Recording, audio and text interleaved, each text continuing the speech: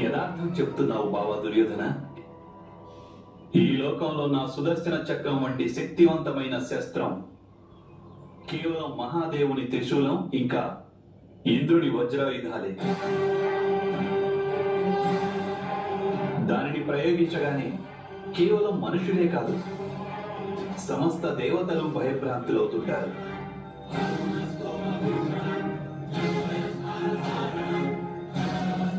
నా జ్ఞానంలోని శక్తి, నా చరిత్రకున్న బలం, నా ఆత్మబలం కలిసినదే ఈ శస్త్రం.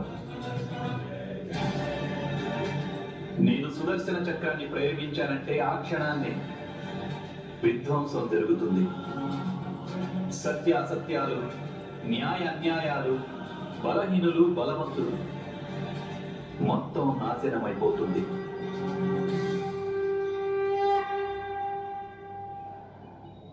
ఈ స్థితిలో యుద్ధం జరిగినా లేదా జరగకున్నా రెండూ ఒకటే బావా దుర్యోధన. ఈ కారణంగానే నేను నిర్ణయం తీసుకున్నాను. ఈ యుద్ధంలో నేను ఆయుధాన్ని చేపట్టాను.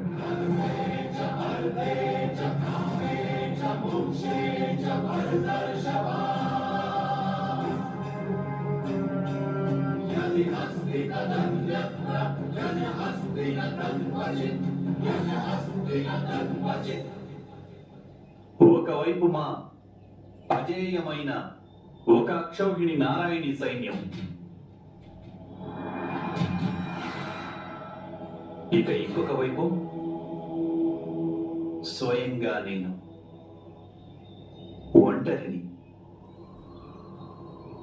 నిశస్త్రుణ్ణి.